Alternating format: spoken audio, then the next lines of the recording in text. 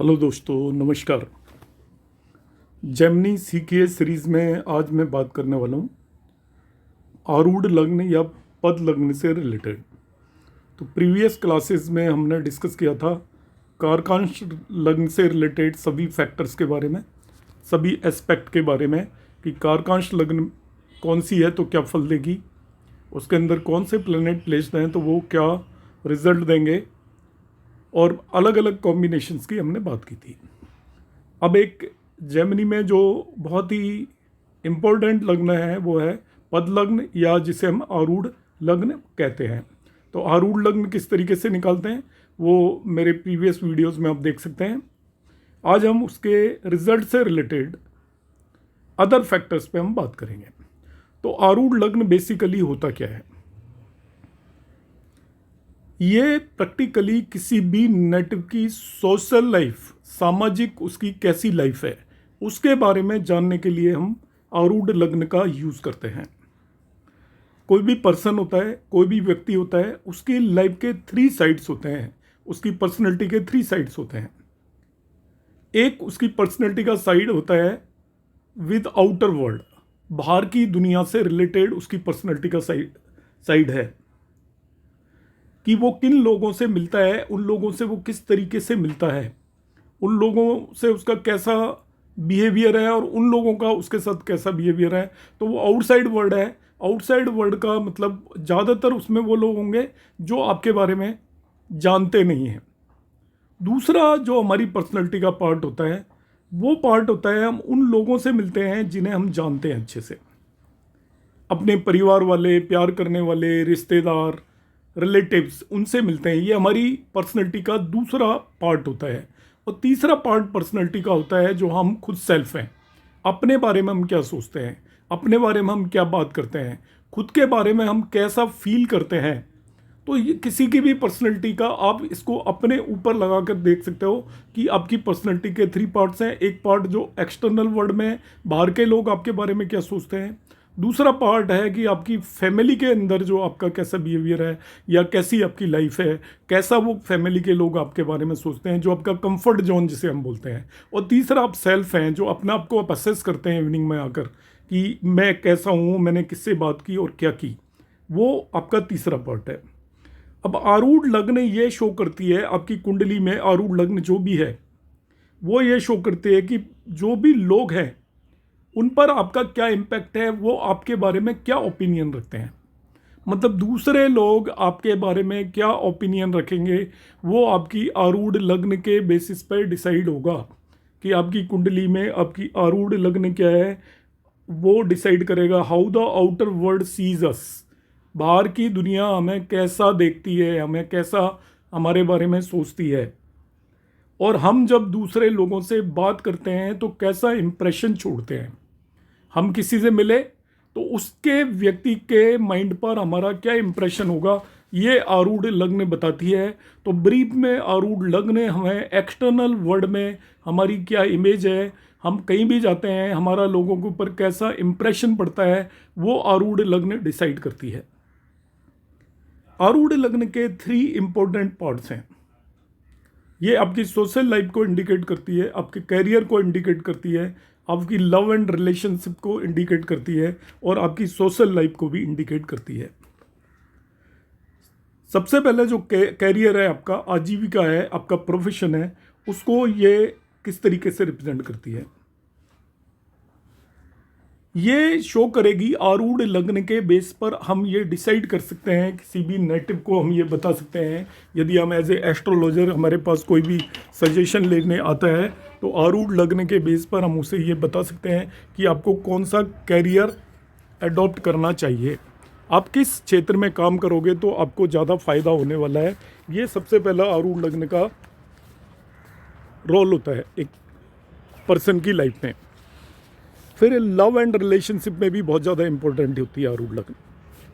Love और relationship में कैसे इंपॉर्टेंट होती है, अभी मैंने जो आपको आरूढ़ लग्न बताया था कि आरूढ़ लग्न से ये पता चलता है कि दूसरे लोगों पर हमारा कैसा इंप्रेशन होता है। तो हमारा अच्छा या बुरा इंप्रेशन होगा वही तो रिलेशनशिप में काम आएगा। यदि हमें किसी को इम्प्रेस करना है तो हमारा अच्छा रिलेशन अच्छा इम्प्रेशन होना चाहिए उन लोगों के ऊपर, आउटर वर्ल्ड के लोगों के ऊपर हमारा अच्छा इम्प्रेशन होगा, हम उसको इम्प्रेस कर पाएंगे, तभी तो हमारा किसी से अफेयर होगा या एफिनिटी होगी, या कोई लोग हमें तभी तो लाइक करेंगे जब हमारा इम्प्रेशन इस तरीके का है। और ये चीज़ डिसाइड करती है आरूढ़ लग्न। आपकी आरूढ़ लग्न यदि सही प्लेस्ड है, उस पर बेनिफिक प्लैनेट्स का एस्पेक्ट है, तो आपका एक्सटर्नल वर्ल्ड के अंदर इम्प्रेशन अच्छा होगा और वही आपका किसी भी तरीके का अफेयर या रिलेशनशिप में आपकी हेल्प करने वाला है। क्योंकि सराउंडिंग्स में दूसरे लोगों की नज़रों में आप कैसे हैं, ये आरूढ़ लग्न डिसाइड करती है। इसके मैं अब कुछ एक कॉम्बिनेशंस बताऊंगा। सोशल लाइफ मैंने पहले ही बताया था कि यदि आरूढ़ लग्न आपकी बेटर प्लेस्ड है, उस पर बेनिफिक प्लैनेट्स का एस्पेक्ट है, तो दूसरे लोग आपके बारे में अच्छी राय रखेंगे, ओपिनियन रखेंगे और आपकी सोशल लाइफ में, सोसाइटी के अंदर आपका रेस्पेक्ट होगा। अब फाइनली मैंने अभी तक बताया था कि आरूढ़ लग्न बेसिकली 3 फैक्टर्स पर यहाँ पर काम करती है एक पर्सन की लाइफ में, कि उसकी सोशल लाइफ कैसी होगी, उसका लव एंड रिलेशनशिप कैसा होगा और उसका कैरियर कैसा होगा। आरूढ़ लग्न के बेस पर हम डिसाइड कर सकते हैं कि किसी भी नेटिव का कैरियर कैसा होगा, उसकी आरूढ़ लग्न कौन है, उस राशि से रिलेटेड यदि वो काम करता है तो बेटर होगा। अब किस राशि से रिलेटेड कौन सा वर्क होता है, आप वो मेरी बेसिक एस्ट्रोलॉजी की क्लास देख सकते हो, प्रोफेशन की। सभी राशियों को अलग अलग वर्क्स में डिवाइड किया हुआ है, किस प्लेनेट की कौन सी राशि है उस बेसिस पर हम डिसाइड कर सकते हैं कि उसको कौन सा काम करना चाहिए। तो आरूढ़ लग्न का यहाँ पर भी रोल होता है। अब आरूढ़ लग्न का एक और इम्पोर्टेंट हम बात करने वाले हैं। देखिए, यदि आरूढ़ लग्न 8 साइन में फॉल करे, इसके कुछ रिजल्ट्स में डिस्कस करने वाला हूँ on the basis of Jaimini Sutram. तो आप इन्हें ध्यान से नोट कर लें इन सभी को, जो कि हम प्रेडिक्शन देंगे उस टाइम काम आएगा। यदि किसी नेटिव की आरूढ़ लग्न स्कॉर्पियो या 8 साइन में फॉल करती हो, तो जो दूसरे लोग हैं वो आपके बारे में ओपिनियन बनाएंगे कि आप बहुत ब्रेव या योद्धा हैं, ऑनेस्ट हैं, ईमानदार होंगे। यदि आरूढ़ लग्न 8 में है तो दूसरे लोगों की नज़रों में आपकी ऐसी इमेज होगी। और आप एक सीक्रेटिव पर्सन हैं। सीक्रेटिव का मतलब आप ज़्यादातर चीज़ों को छुपा कर रखते हो, गुप्त में रखते हो, अपने बारे में ज़्यादा डिस्क्लोज नहीं होने देते, ऐसा दूसरे लोगों का ओपिनियन होता है। इसी तरीके से यदि आरूढ़ लग्न जेमिनी साइन में आ जाए, आपका जेमिनी साइन या मिथुन राशि, ये बुध की राशि है, तो बुध की राशि कम्युनिकेशन को रिप्रेजेंट करती है, आपकी स्पीच को रिप्रेजेंट करती है। तो दूसरे लोग, आप जब भी कोई भी स्पीच दोगे तो वो आपसे इम्प्रेस हो जाएंगे और वो मान के चलेंगे कि आपकी कम्युनिकेशन स्किल्स बहुत ज़्यादा अच्छी हैं। एनर्जेटिक पर्सन मान के चलेंगे वो उन लोगों की ओपिनियन होगी कि आपके अंदर बहुत ज़्यादा एनर्जी है। सोशली आपको सब लोग लाइक करेंगे एनर्जी की वजह से, कि आपके अंदर आप कभी थकते नहीं हो, आप लगातार काम करते रहते हो। इस तरीके का आपके बारे में ओपिनियन होगा। दूसरी बात क्या होगा, आरूढ़ लग्न आप ध्यान रखिएगा, कभी भी किसी भी कुंडली के दूसरे, छठे, 8वें और 12वें भाव में कभी भी नहीं पड़ती। इवन भावों में भी नहीं पड़ती इन जनरल। दूसरे, चौथे, छठे, 8वें, 10वें और 12वें भाव के अंदर आरूढ़ लग्न कभी भी नहीं पड़ेगी। ये ऑड हाउसेस के अंदर ही पड़ती है। नेक्स्ट जो कॉम्बिनेशन मैं बता रहा हूँ, if malefic in 3rd and 6th house,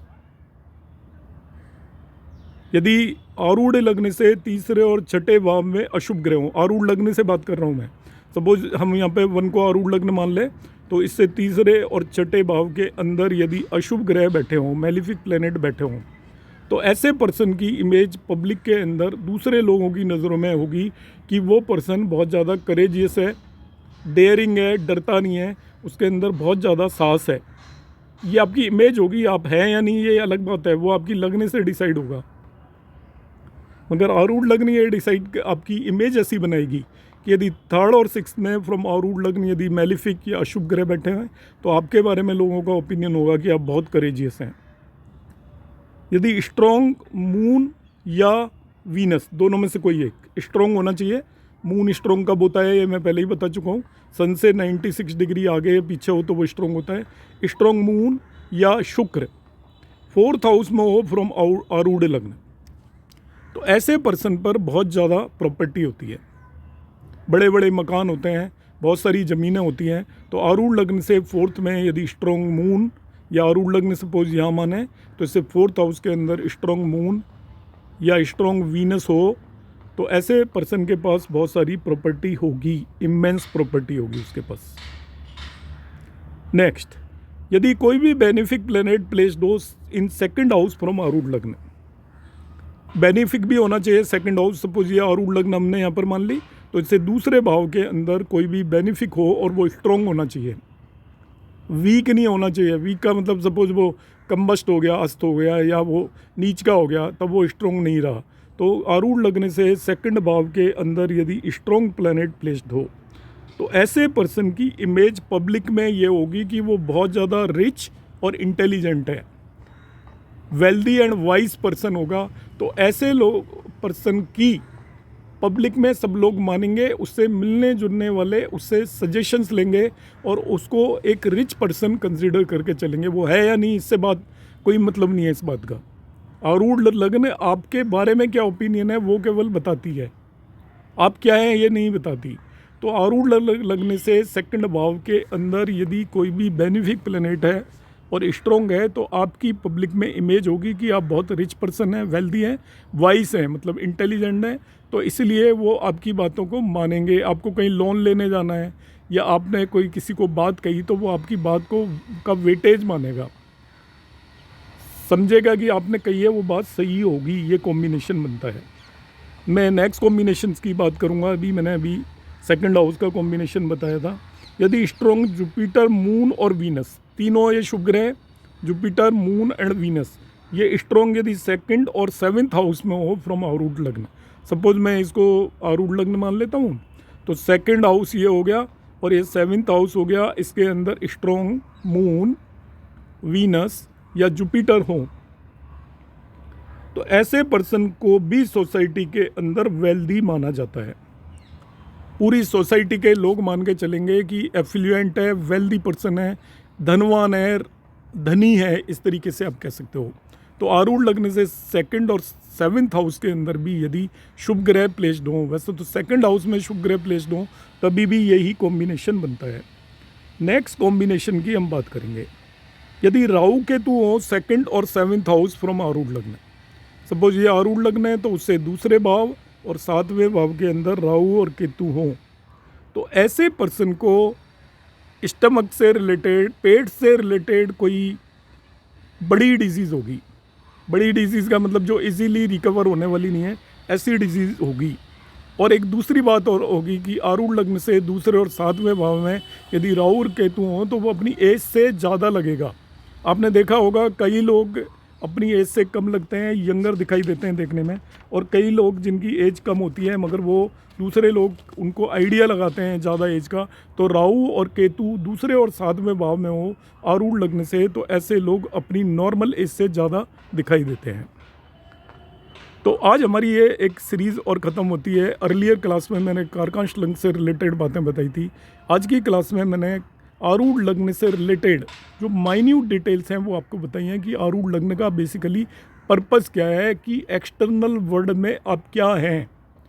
ये भी चीज़ बड़ी मैटर करती है कि आप बहुत रिच हैं मगर एक्सटर्नल वर्ल्ड में लोग मान के ही नहीं चलते। एक आपकी अथॉरिटी है, कहीं बाहर के लोग आपकी अथॉरिटी कोई मान के ही नहीं चलते। आप कहीं ऑफिस में जॉब करते हैं, एक अच्छी उस पर करते हैं, मगर आपको देख के ऐसा लगता है दूसरे लोगों को ऐसे ही होगा। हम बहुत लोगों को मानते हैं, बाद में हमें पता चलता है कि अच्छा ये पर्सन ऐसा है। तो वो आरूढ़ लग्न का सारा गेम होता है। तो अब आप यहाँ पर हम 14 क्लास में आ चुके हैं। अभी तक आपने सारी क्लासें होपफुली देखी होंगी। आगे मैं अभी कुछ कारकों से रिलेटेड बात करूँगा अगली क्लासेस में। फिर धीरे धीरे हम उस स्टेज पर पहुँचेंगे जहाँ पर हम बात करेंगे कि किस तरीके से हम जेमिनी एस्ट्रोलॉजी को प्रेडिक्शन में यूज़ करेंगे। आप वीडियोस लगातार देखते रहिएगा।